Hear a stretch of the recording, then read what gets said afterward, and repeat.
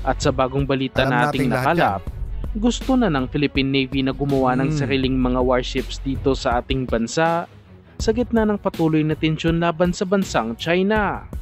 Mas maganda no mga utol. Pero ito para patotohanan itong featured video natin tungkol dyan. No? Mula ito sa Manila Bulletin. Okay?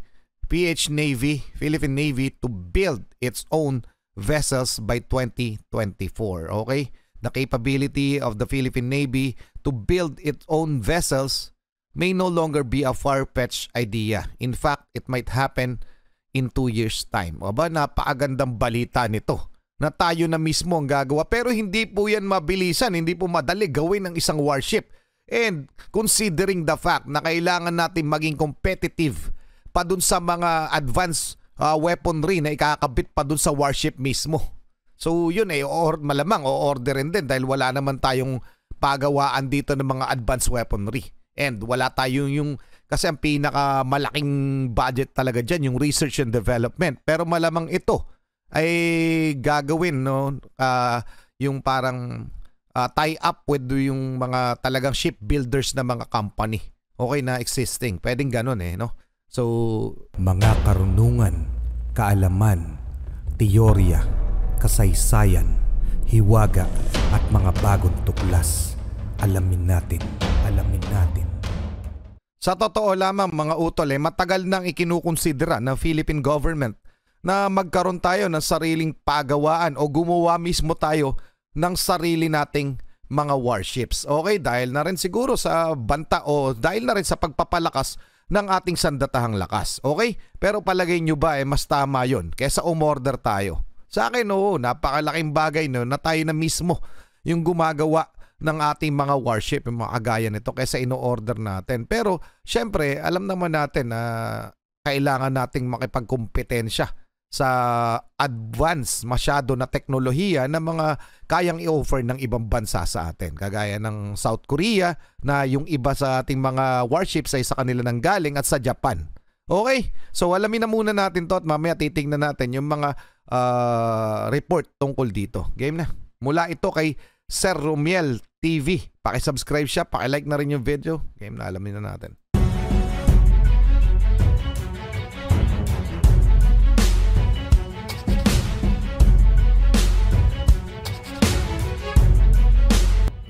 Sa aking nakaraang video nitong Sabado lamang, aking sinabi ang mga potensyal na i-offer na warships para sa ating Philippine Navy. Matapos ibalitang inaprobahan na ni Pangulong Marcos ang wishlist ng ating hukbong sandatahan o ang kanilang mga gustong bilhing armas sa ilalim ng Horizon 3 ng AFP Modernization Program.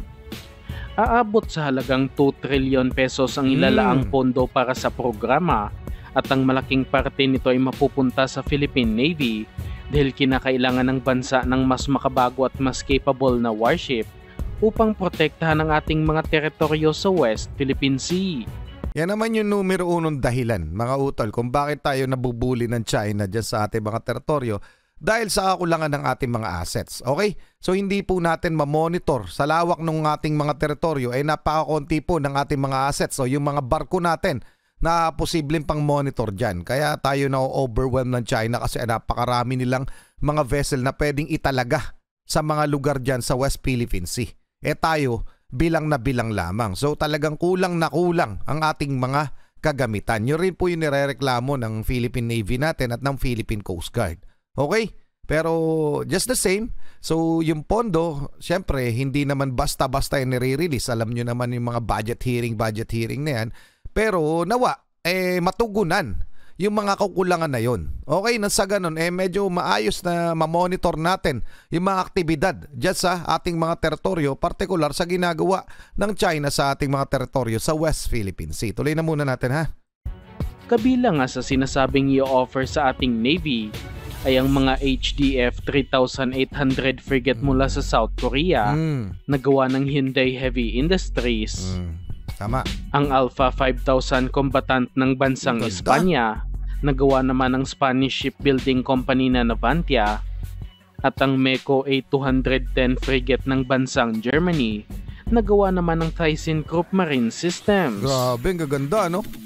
Dapat nang madaliin talaga ng Pilipinas ang pagbili sa mga makabagong warships dahil pinapasok na ng mga Chinese vessels ang ating teritoryo matapos na mataan ng 2 warship ng Chinese Navy malapit sa Tawi-Tawi na naging sanhi upang maalarma ang mga residente doon.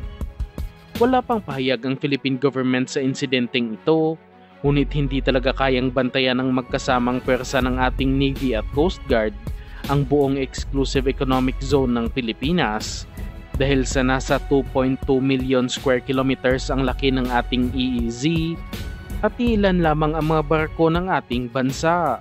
Yan talaga yung dahilan. Okay mga utol, kaya tayo na yung swarming ng hindi natin maapula, kumbaga hindi natin ma-monitor na maayos kasi nga kulang talaga yung ating mga barko. Okay? So yun lang, isa yun sa mga hindrance o mga problema o mga dilema na kinakaharap ng ating Philippine Coast Guard at ng Philippine Navy. Pero tama lamang, palagay ko rin sana isang-ayon kayo yung sa malaking budget para dyan sa Philippine Navy natin kasi malaking maitutulong yan sa pagmamonitor ng ating mga teritoryo. So yun lang yun. Paunti-unti na rin namang dumadami ang ating mga warships at patrol vessels. Ngunit sobrang layo pa nito sa totoong target ng Philippine Navy. Grabe, na ilang daang barko at dapat maging agresibo na ang Philippine government sa paghahanap ng pondo dahil hindi na nirerespeto ng China ang ating teritoryo. Totoo yun. At sa bagong balita na ating nakalap, gusto na ng Philippine Navy na gumawa ng sariling mga warships dito sa ating bansa sa gitna ng patuloy na tensyon laban sa bansang China. Mas maganda no mga utol. Pero ito para patotohanan itong featured video natin tungkol dyan. Mula ito sa Manila Bulletin. Okay? PH Navy, Philippine Navy to build its own vessels by 2024. Okay? The capability of the Philippine Navy to build its own vessels may no longer be a far-fetched idea. In fact, it might happen in 2 years' time. Aba, napakagandang balita nito na tayo na mismo ang gagawa. Pero hindi po yan mabilisan, hindi po madali gawin ng isang warship. And considering the fact na kailangan natin maging competitive pa dun sa mga advanced weaponry na ikakabit pa dun sa warship mismo. So yun malamang o-orderin din dahil wala naman tayong pagawaan dito ng mga advanced weaponry. And wala tayong kasi ang pinakamalaking budget talaga dyan, yung research and development. Pero malamang ito ay gagawin, yung parang tie up with yung mga talagang shipbuilders na mga company. Okay na existing. Pwedeng ganun no? So, basahin muna natin ng konti. These vessels will be part of the 9 units of Acero-class patrol gunboats that were acquired by the Philippine Navy from Israel in 2019 for 10 billion pesos.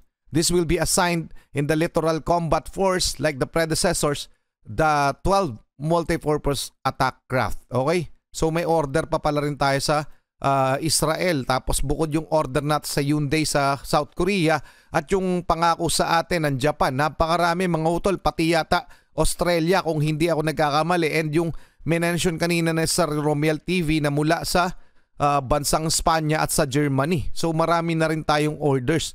Bukod pa dito sa pinaplanong pagtayo ng sariling shipyard para sa paggawa ng ating sariling warship. Okay, the last 3 boats shall be assembled in Cavite City. Aba, sa Cavite ilalagay, no? We have our naval shipyard in Cavite where they are doing and they are trying to rehabilitate this old facility to make it a modern one and designed for these types of vessels. Okay? So talagang pinag-uusapan na yan, paparating na sana ay matuloy. Okay? Kasi kaya naman hindi naman natutuloy yung magandang proyekto di ba? Alam naman natin na sobrang talamak ng korupsyon. Sana nga matauhan naman yung mga namumuno sa atin, yung mga tinatalaga, yung mga gabinete, yung mga kung sino man na point person na magli-lead ng project na ito. Sana naman matauhan, unahin muna yung kapakanan ng bayan bago yung 'di ba? Bago yung sariling bulsa. Sa totoo lang mga utol, para lang sa kaalaman nating lahat, meron tayong mga shipyards na existing dito. Sa mga hindi nakakaalam, dito sa Pilipinas medyo marami-rami po. Pero wala pong gumagawa ng warship, mga small boats kung hindi ako nagkakamali. Okay, so balikan muna natin mamaya, titingnan natin yung mga list ng shipyards na meron tayo dito sa Pilipinas. Ayon sa tagapagsalita ng Philippine Navy, ayaw na umano ng Department of National Defense na bumili ang Pilipinas ng warships mula sa ibang bansa dahil mas magastos pa umano ang maintenance ng mga ito kumpara sa presyo mismo ng nabiling warship. At sa aking opinyon lamang, dapat paramihin muna natin ang ating mga vessels, katulad na lang ng pagkakaroon ng kahit na 10 frigates lamang. Oo, tama. At nasa 20 mga offshore patrol vessel dahil napakahabang proseso ang paggawa ng sariling mga warships. Totoo yan. At baka habang ginagawa natin ito, ay pinasok na tayo ng mga pwersa ng mga kalabang bansa. Tama, good point. Maliban pa dito, napakalaking pondo ang kakailanganin dito dahil magbabayad pa tayo ng technology transfer mula sa ibang bansa upang magkaroon tayo ng kaalaman sa paggawa ng warships. Exactly. Kung inyong sasabihin na marunong na tayo gumawa ng barko dahil marami na rin naman tayong mga shipbuilding company sa bansa, ay medyo hindi makatotohanan nito dahil ibang bansa ang may-ari ng mga naglalakihang shipbuilding company dito sa Pilipinas at puro lamang mga commercial vessel ang ginagawa sa bansa. And mga utol, yan talaga yung magiging dilemma. Okay? Kasi gaya nga nasabi ko, yung mga existing na shipyard dito sa Pilipinas foreign owned, no? Hindi na sarili. Kumbaga nangungupahan lamang sila sa pwesto. Okay? Pero kung sarili natin ang gagawin natin, so syempre kailangan rin natin kumonsulta o kumuha ng mga company na talagang gumagawa ng mga warship. It's either magte-train tayo ng ating mga bagong personnels or sila mismo yung kukuhain natin, magta-tie up tayo doon sa mga existing na company na gumagawa ng mga warships. Pwede yun. So hindi po yan basta-basta ipuputap na sige gagawa tayo ng bangka. Tayo mag-aaral tayo. Hindi naman pwede ganun, 'di ba? So ito po yung mga list ng shipyards na existing sa Pilipinas. Okay? Nakalagay ano. List of active shipyards in the Philippines 2023. Halos lahat ito ay owned ng ibang bansa, no? Marina registers and licensed shipyards. Napakarami. Currently 123 shipyards at operating around this archipelago. Okay, 123 shipyards. Like our training centers, maritime schools, and medical facilities, they too must be accredited by Marina. Okay? The Irma shipyards, sa location ay sa Mariveles, Bataan. Keppel Subic Shipyard, sa location ay sa Subic, Zambales. Subic Dry Dock, sa Subic pa rin.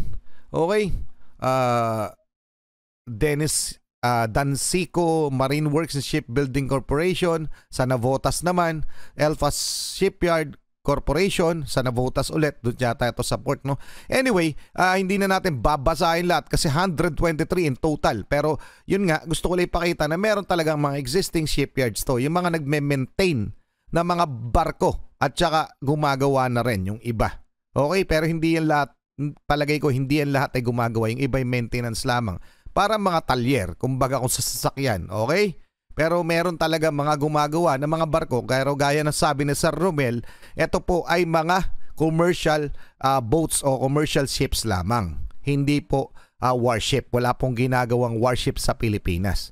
Pero kung gagawa nga tayo, napakahabang proseso po niyan. At syempre, kailangan nga natin mag-aral o kumuha ng mga gumagawa, existing na company na gumagawa na ng mga warships para lamang maging competitive o makasabay sa lakas ang ating mga gagawing warships. So matagal yan, pero mas magandang balita ito at napakagandang plano. Sana ay matuloy. Tuloy na muna natin. Napakakomplikado ng paggawa ng warships at kailangan talaga natin ng tulong ng mga ekspertong bansa sa paggawa nito. At marami na rin ang nag-offer noon sa Pilipinas. Tama.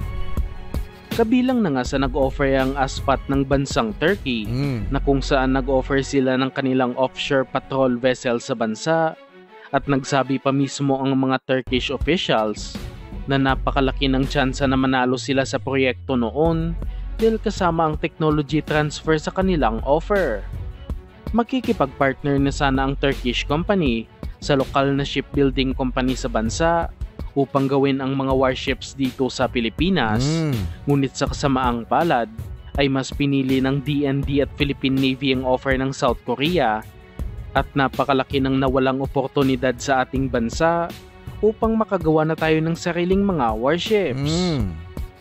Nag-offer din ang mga European companies katulad na lang ng Damen Shipyard ng Netherlands na nag-offer ng kanilang OPV 1500 sa Philippine Navy at makikipag-partner na sana sila sa Propmec Corporation na isa din sa mga lokal na shipbuilding company.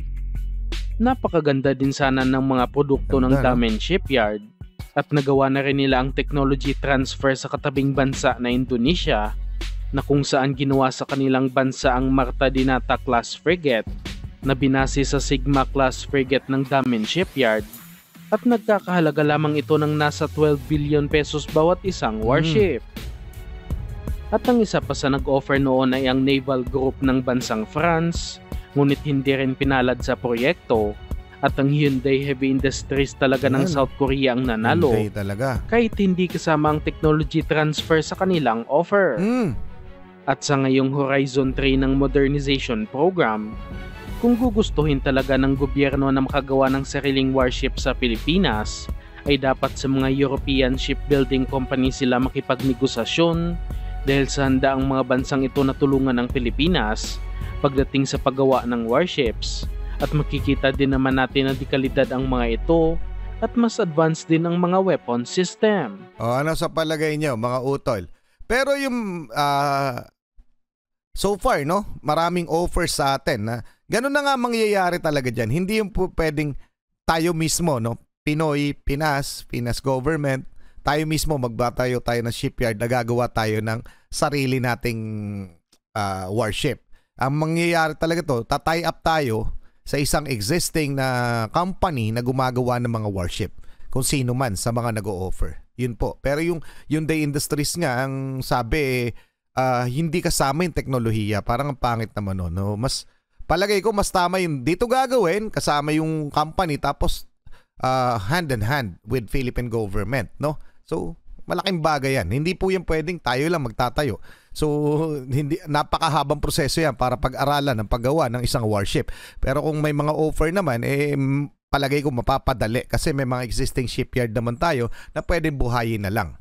Tapos doon ilalagay kung sino yung gagawang company. Okay? So anong mga sasabi nyo dyan mga utol? Tama ba yan? Mas maganda ba yan? Para sa akin, ito yung napakaganda. Pa-comment na lang ang inyong opinion. Maraming salamat sa iyo sa Remel TV. Napakagandang balita nito. Maraming salamat sa inyo. Muli ako si Target Achilles in behalf of the Real South Production. Ako nagpapasalamat sa walang sama nyo pagsuporta.